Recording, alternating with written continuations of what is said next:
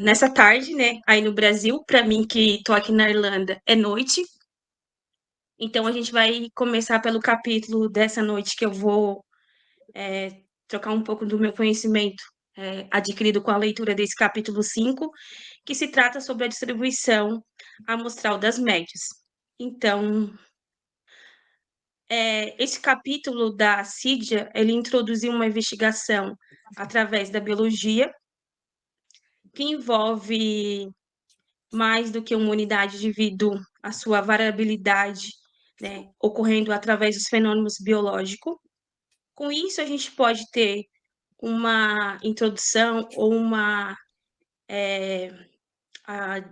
introdução ou uma, como posso chamar também, uma análise, né, da variabilidade dos fenômenos possíveis, que pode ser através de medidas, né, ou de uma unidade experimental, através de algumas mostras, que através disso da estatística a gente vai poder analisar a média e o desenvolvimento padrão.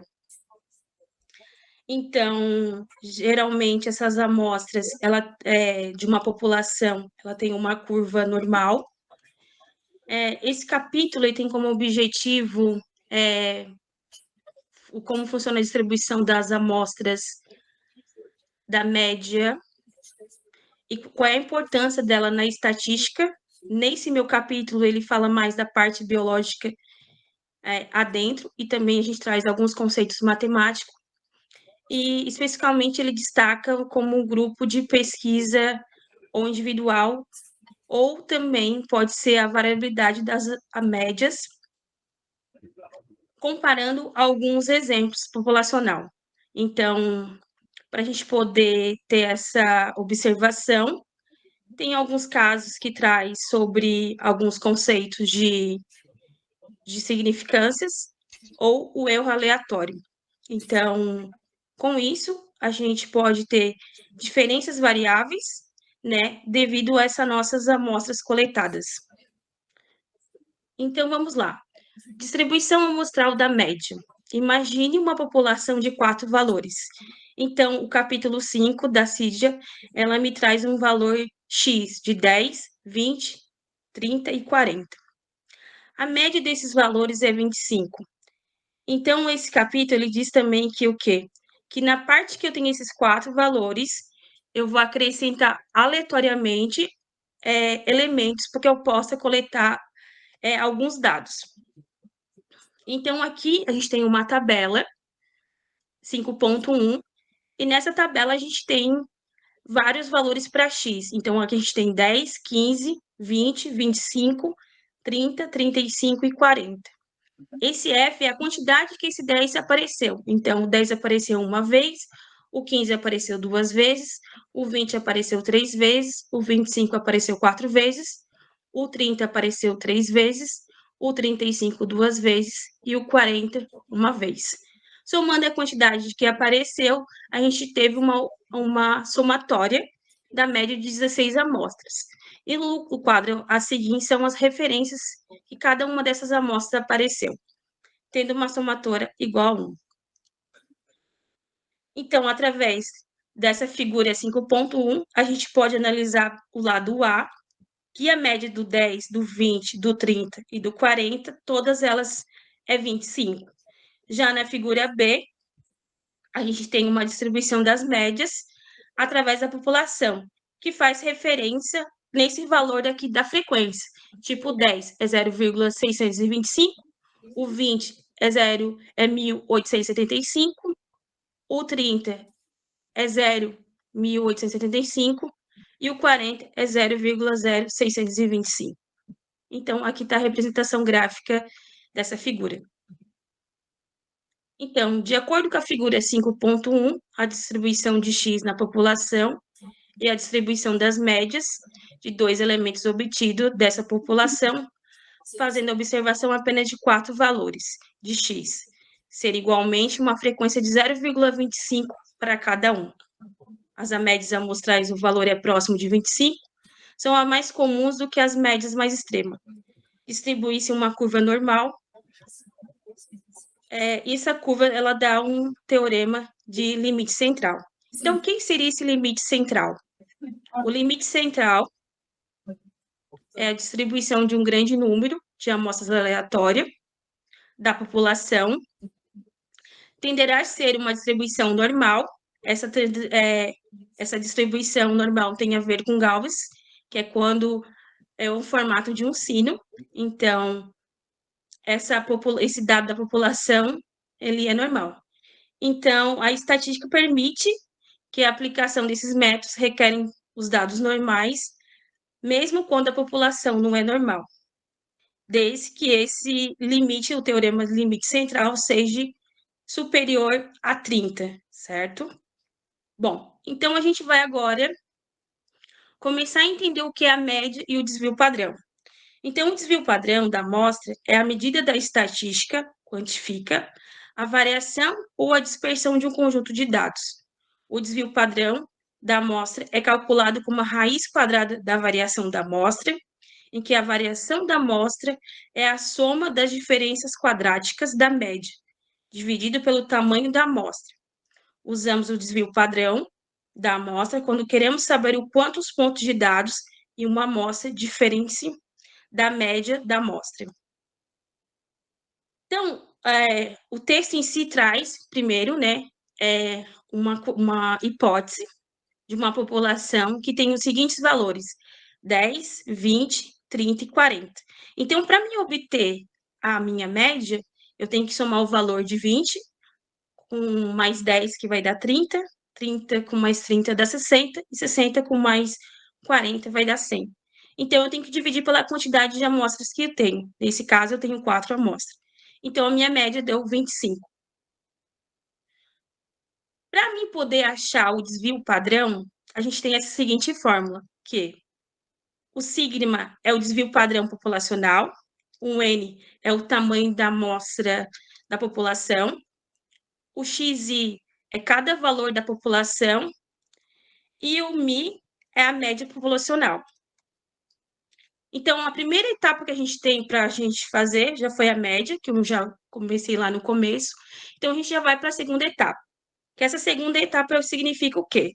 Todo mundo, quando olha essa equação aqui, se assusta, né? Então, a gente vai começar primeiro pelo, pelo, pelo mi, menos a diferença da média. Então, aqui a gente tem que a primeira amostra é 10, e eu vou diminuir, subtrair, né, por 25, que é a média amostral. Então, 10 menos 25 vai dar menos 15. Como eu vou elevar ao quadrado, menos 15 vezes menos 15 vai dar 225. Faço a seguinte etapa. Depois eu pego o 20, diminuo do 25, que vai dar menos 5, multiplico menos 5 vezes menos 5, vai dar mais 25. Depois eu pego 30 menos 25, que vai dar 5 positivo. 5 positivo vezes 5 positivo vai dar 25. E o meu último termo, 40 menos 25, que vai dar 15. 15 vezes 15 vai dar igual a 25. Então, a gente já encontrou as diferenças quadradas dessa média. Então, a terceira etapa é somar todas essas médias que a gente tem aqui. Então, a gente teve 225, com mais 25 dá 250, com mais 25 dá 275, com mais 225 a gente encontra 500. Então, 500 é o meu desvio. Então, para mim achar o desvio padrão, eu preciso da seguinte forma: o sigma, que é igual à raiz quadrada do 500, que divide pela quantidade de amostras. Nesse caso, são 4 amostras. Então, eu pego 500, divido por 4, vai dar 125. Como está dentro da raiz, esse 125 fica dentro da raiz. Na hora que eu extraio o 125 da raiz, vai dar aqui o meu desvio padrão é mais ou menos 11,20. Então, é um valor aproximado. Bom, se a variável x tem como distribuição normal e as médias de todas as amostras aleatórias de igual tamanho originais dessa população, distribui-se também segundo a curva de Gauss, que é aquela curva que semana passada a Carla explicou para nós, que é a curva acentuada como sino, né? Se a distribuição de x não for gaussiana, são necessárias amostras grandes. Então, se não for gaussiana, significa que eu tenho que ter mais de 30, né? Daí onde entra a teoria a seguinte. A distribuição das amostras da média tem o centro parâmetro referencial, representado pela letra U, né? Então, esse parâmetro referencial, isto é, a média da população amostrada. A variabilidade é expressa pelo desvio padrão das médias, ou erro padrão, que é representado pelo sigma, esse x com tracinho em cima. E daí a gente vai ter a seguinte fórmula, né? O erro padrão é igual à somatória de f, que é igual à média amostral, menos o parâmetro de referência ao quadrado, dividido pela somatória de f, onde f é o número de vezes que cada média ocorreu. Ou pela segunda fórmula da letra B, onde o erro padrão é dividido pela raiz de n. O n é a quantidade de amostras representadas. Geralmente, a gente usa mais a letra B. Então, o critério estatístico para a significância de um desvio pressupõe que a distribuição dos valores seja gaussiana, os valores desviantes sejam uma fração pequena da população e que essa fração seja determinada por priores. Então, tem que ver qual é a minha prioridade ou a minha afinidade para me poder fazer essa análise. Uma atividade razoável será considerada como estaticamente não significativos e os desvios apresentados para valores ao redor da média populacional. Estipula-se que tal fração de indivíduos deve ser grande, por exemplo, 95%. Então, desses 95%, eu tenho que ter a metade dele, né? 47,5, cujo esse valor corresponde a uma média acima, e os outros 47,5 corresponde os valores adjacentes menores. Então, fica estabelecido um intervalo mais ou menos de 95% da população, cuja fração é 0,91 ou 95%. Esse valor, ele tem uma não significância, que é representado pela letra C ou C percentual. Os valores que ficarem fora do intervalo de desvio não significativos são considerados desvios significativos e correspondem a uma fração denominada do total de valores possível. A letra alfa indica a região da significância ou o nível da significância, que é equivalentes a igual a alfa igual a 1 menos C, ou alfa percentual, que é igual a 100%, ou menos C percentual. Isso quer dizer que se vai ter significância ou não. Então, como eu tinha falado antes, a fórmula que a gente mais utiliza é a fórmula B. Nesse caso aqui, a gente já tinha calculado bem no começo que o desvio padrão é 11,20, né? O parâmetro de referência, que é a média, deu 25. Nesse caso aqui, no comecinho ele fala que um N é igual a 2. Então, aplicando nessa fórmula, eu vou obter o erro padrão. Aí eu tenho 11,20 e vou dividir por raiz de 2. Então, o valor do erro padrão é 7,91. Então, aqui a gente tem, nessa parte aqui, a gente tem o desvio significativos, que representa os 47,5, e do outro lado, os desvios significativos dos outros 47,5. Nessa área aqui, a gente percebe que a curva é normal, e do outro lado, o lado direito, também a gente consegue observar que a curva também é normal. Então, isso a gente consegue ter uma percepção que tudo que está aqui dentro do C são considerados não significativos. Então, a partir disso, a gente pode ter alguns valores que a gente agrega na área da saúde, né, que é o valor da referência, o critério, né, esse alfa aqui é considerado como critério, então a gente pode ter o valor de 0,05, ou um valor de 0,01, ou um valor de 0,001. E daí o capítulo ele traz um outro exemplo para a gente poder fazer uma análise. Então, ele diz o seguinte: certo investigador mediu a pressão arterial sistólica de 5 executivos do sexo masculino na faixa de 40 a 44 anos, escolhido aleatoriamente e obteve os seguintes valores: 135, 143, 149, 128 e 158 milímetros de mercúrio. Então, o primeiro passo a gente começa vai ser sempre pela média. Então, a média ela é representada pelo esse X, um tracinho em cima. Então, a gente vai somar todos os valores que a gente tem aqui. Então, a gente tem 135, mais 143, mais 149, mais 128, mais 158. Isso vai dar 703. E a gente vai dividir pela quantidade de amostras que a gente tem. Nesse caso, a gente tem 5 amostras, né? Então, a gente divide por 5, que vai dar uma média de 142,6 milímetros de mercúrio. Depois disso, eles viram que os dados suficientes para afirmar que os executivos apresentavam pressão arterial sistólica diferente daquela observada na população de homens com a idade. Revisando a leitura, o pesquisador verificou que nessa população e nessa faixa etária, a média da pressão arterial sistólica é de 129 milímetros de mercúrio, e o desvio padrão é de 15 milímetros de mercúrio. Raciocina-se, então, que para saber da média do grupo se desvia significativamente da média tomada é de 129 milímetros de mercúrio. Então, é necessário saber quais os limites de intervalo de desvio não significativos para a média das amostras de 5 pessoas retiradas aleatoriamente dessa população. Decidiu usar a significância de 5%, ou quer dizer 0,05. Eu pego 5% e divido por 100, que eu vou ter a significância de 0,05. Nesse caso, eu sempre tenho que dizer qual a significância que eu quero usar.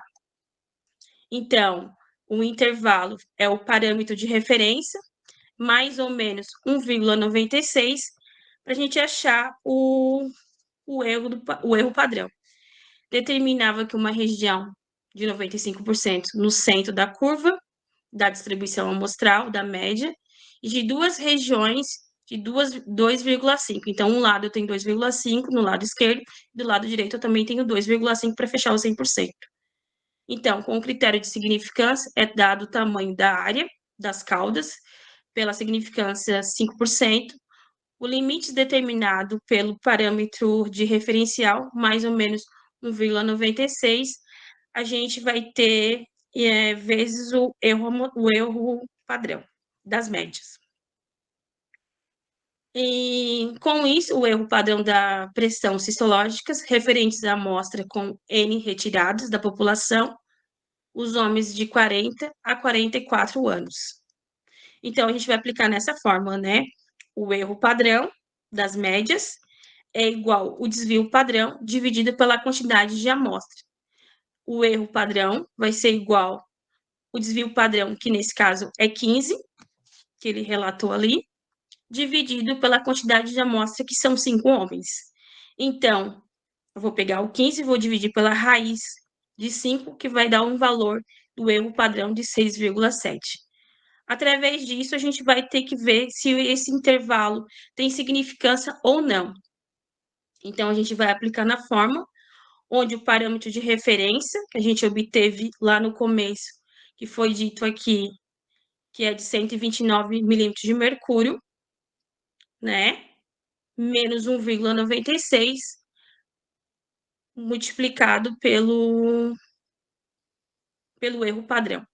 Então, 129 menos 1,96, vou multiplicar pelo valor que eu encontrei lá em cima, que foi o erro padrão, que foi 6,7. Então, primeiro eu pego 1,96, multiplico por 6,7 e vai me dar 13. Depois disso, eu pego o valor de 129, subtraio por 13,1, e esse valor vai me dar 115,9. E daí eu vou ver se o meu limite é inferior ou superior desse meu intervalo.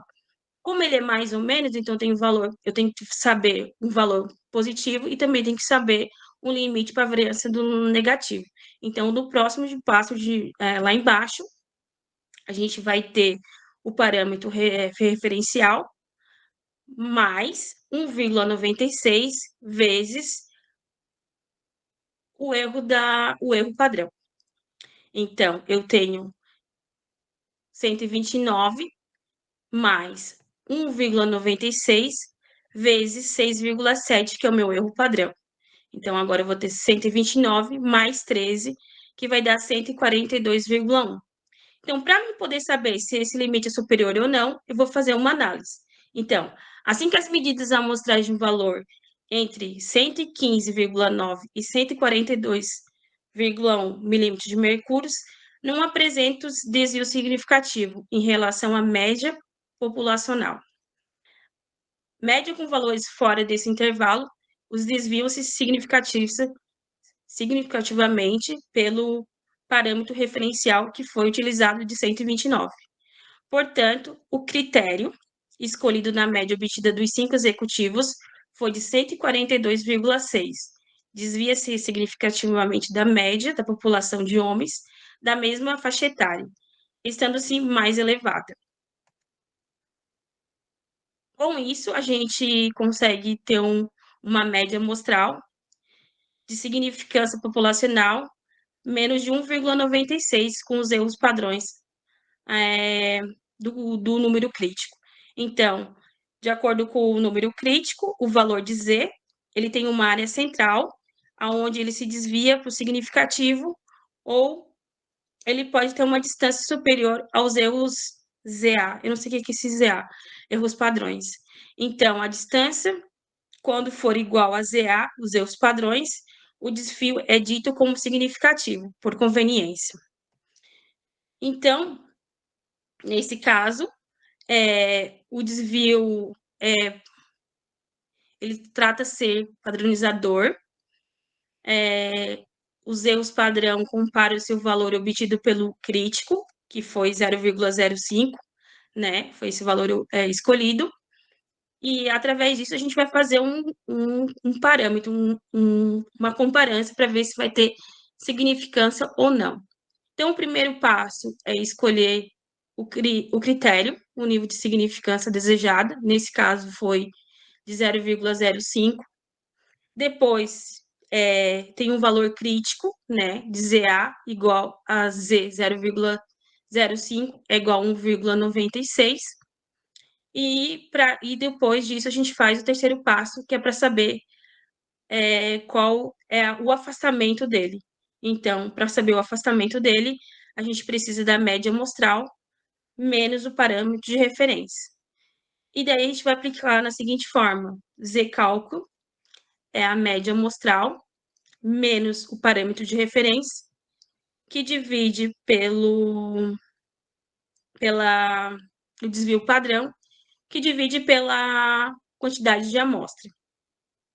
Então, eu vou pegar e vou começar pegando 142,6, que é a minha média amostral, menos o meu U, que é o parâmetro de referência, que é 129. Vou dividir pelo meu desvio, que é 15, e vou dividir pela raiz de amostra, que nesse caso é 5. Então, 142,6 menos 129 vai dar 13,6. 15 dividido por raiz de 5 vai dar 6,7. Então, 3,6 dividido por 6,7, eu vou ter igual um valor de 2,03. E daí eu vou entrar no próximo valor para ver se esse erro padrão ele está acima do parâmetro de referência ou não. Então, eu vou pegar uma regra. Essa regra diz que se o Z cálculo for menor que ZA, o desvio é dito como não significativo. Se o Z cálculo for maior ou igual a ZA, o desvio é dito como significativo. Então, Z cálculo deu 2,03, ele é maior que Z de 0,05, que é igual a 1,96. Então, essa análise disse que esse desvio ele é significativo. Então, mais ou menos nessa faixa etária, a gente tem o desvio padrão de 0,05.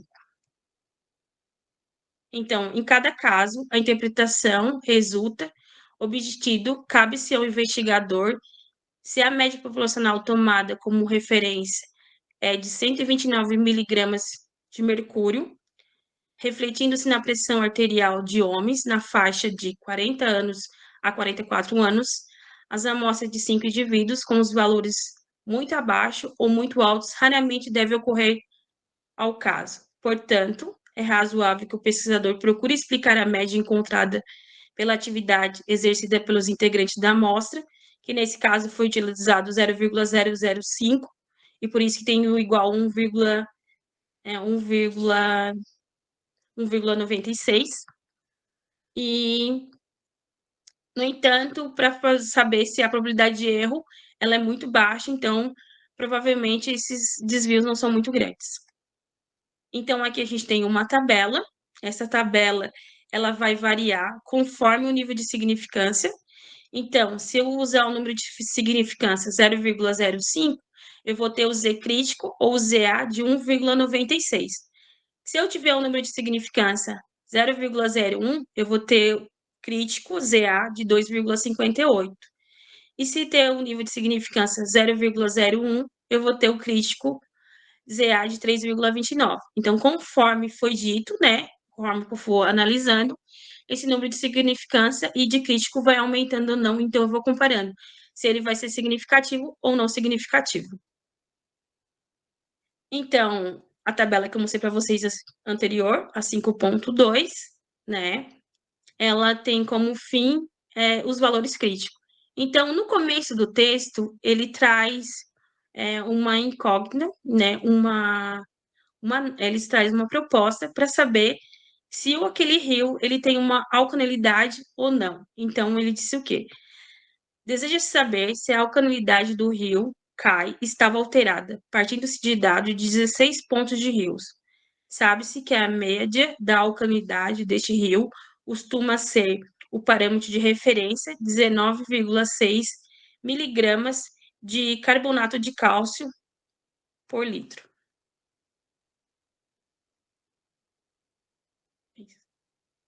A validade observada em diferentes determinações da média, o desvio padrão, é de 7,7 miligramas por litro. A média obtida entre os valores 16 e a média amostral a 16,2 miligramas por litro. Então, o critério é 0,01. Então, se ele é 0,01, como a gente olhou antes na tabela, ele tem um valor de 1,96. Então, eu vou ver se o valor dele é significativo ou não perante a alcalinidade desse rio. Então, eu vou colocar na fórmula, né? Z cálculo é a média amostral menos o parâmetro de referência, que divide pelo erro padrão, que divide pela raiz dos dados da amostra. Então, a minha média aqui deu 16,2, menos o parâmetro de referência, que é 19,6. Vou dividir pelo desvio padrão, que é de 7,7, e dividido pela raiz da quantidade de dados, que é 16. Então, 19,2 menos 19,6 vai dar menos 3,4. 7,7 dividido por raiz de 16 é 4. Então, 7 dividido por 4 vai dar 1,925. A gente vai ter o total de menos 1,77. Então, com base nisso, a gente vai saber se o valor é significativo ou não. Então, nesse caso, eles concluíram que não havia evidências suficientes para afirmar, né, se o rio tem alteração ou não da alcalinidade desse rio, pois o desvio padrão, né, a crítica ali é 0,05, ela é menor, né, quer dizer, 1,77, ela é menor do que menor que o desvio significativo, que é 0,05. Então, nesse caso, o parâmetro da amostra, ela não tem o resultado como suficiente para declarar se tem alcalinidade ou não. Então, eles notaram que essa significância do desvio da média, né, observada, ela é uma hipótese científica. Isso quer dizer que não tem nenhuma alteração alcalina desse rio. Então, não tem dado suficiente para um suporte empírico. E daí agora acabou.